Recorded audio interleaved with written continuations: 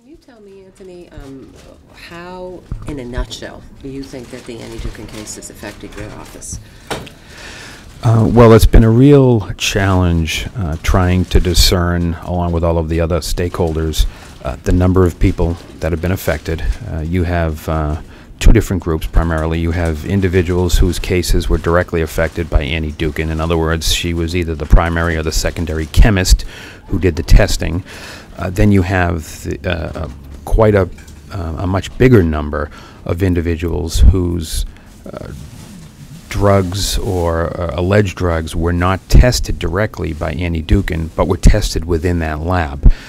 And the reason why those people are important to keep in mind is that because enough evidence has come out to show that what was going on in the lab certainly requires each individual to challenge the testing that was done in their case. Right. So, ballpark, how many cases are you thinking? Well, our estimate is up to approximately 190,000. Not saying that's exact, but we think it's much bigger than some of the numbers that have been out there. In other words, 39,000 is the number that we think that's been estimated that Annie Dookhan was involved in over the number of years. What we did is we tried to look at all of the drug cases that came out of that lab in which we assigned counsel over the time period, and our estimate is close to 190,000. I think the court even has estimated the total maybe 160,000. So I wouldn't want to swear to that number, but it's big. And how is your office affected? I mean, what are you doing? Do you have extra folks on board, or how are you handling this? Well, we, in terms of how it affects us, obviously attorneys have been assigned where a defendant has been identified. An attorney has been assigned to go into court and represent that defendant and ask the court to consider his or her motion to vacate the conviction. That is an ongoing process because many of the individuals still have not been identified. As you know, the governor appointed David Meyer to oversee the process to identify all of the individuals that were affected, and that continues.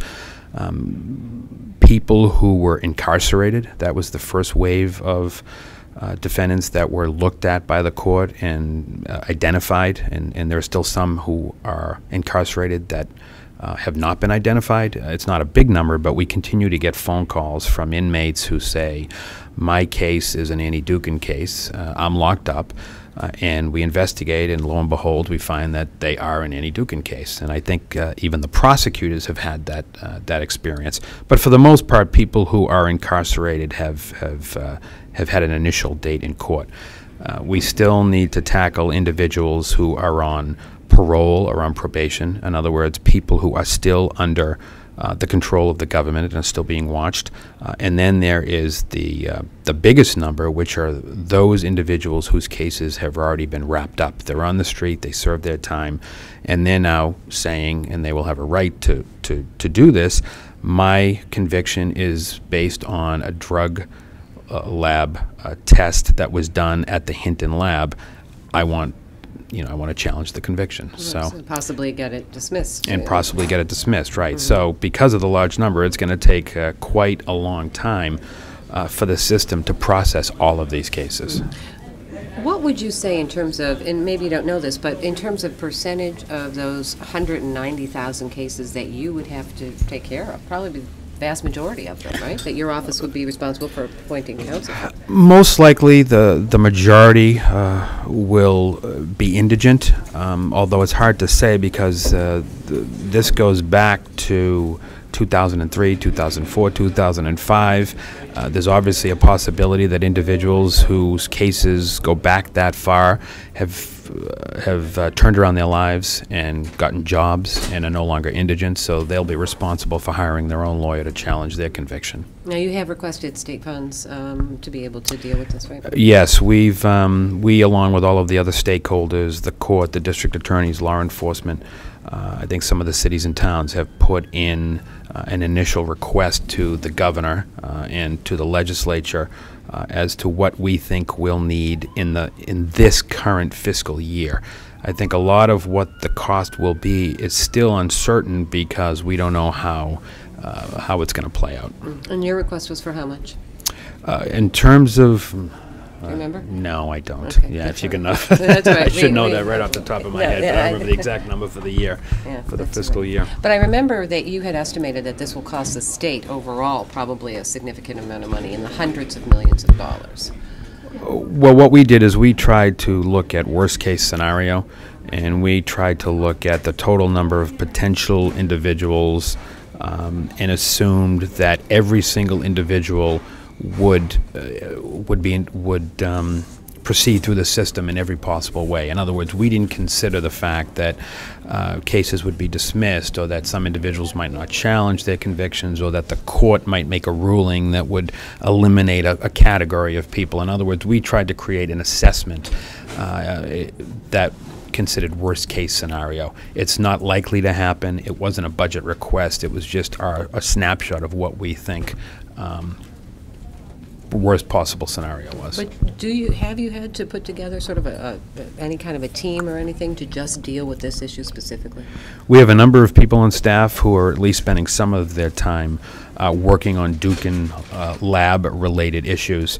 We're in the process of creating a special unit to deal full-time with Dookhan issues. As you heard the district attorney say, District Attorney Conley, they also have a targeted group of staff members to deal primarily with Dookhan-related issues, because there are a lot of things that have to be done. How many people would be on that team, do you know? Anywhere from 3 to 5. 3 to 5 people working full-time just on Dookhan-related cases. Right. What do you think is the biggest challenge? Is it the court system being able to monitor this? Is it the probation system being able to deal with all of this? Is it your office? I mean, is it all of them? Or what would you say is the answer? I think it's all the stakeholders have some real challenges. Identifying all of the individuals affected, that has been a big challenge, and it is ongoing.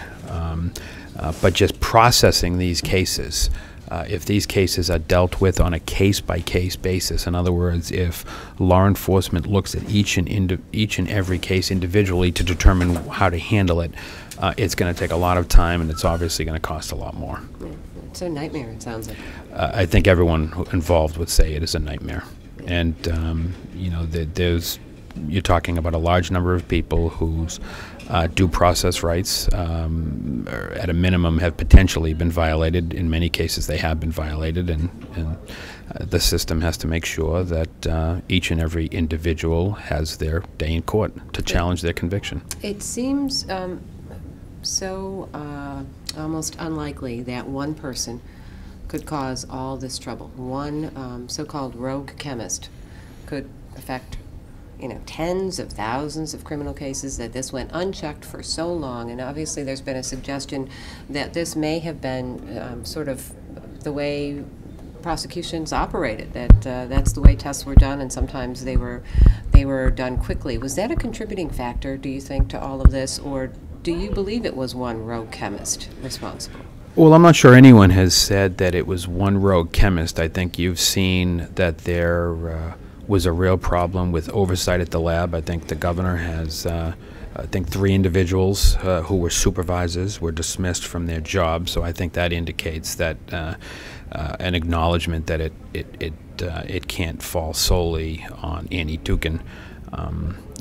But as evidence continues to come out, and a discovery is provided to defense attorneys, I think we learn more and more about how the lab was run and how the supervision was done, and it was a real problem. And also, though, about how the lab and prosecution interacted, isn't there have been some questions raised about that because of the interaction between assistant district attorneys and some of the chemists at the lab. Is that a question that's still in your mind that you think needs to be resolved by this mess? Well, there was the one story, and like you, I read about it in the press, but there was the one story about the one district attorney in Norfolk County. I think that's an issue that the Inspector General will be looking at to determine whether or not there is anything else there in terms of the relationships between the chemists or any of the chemists in the lab and law enforcement.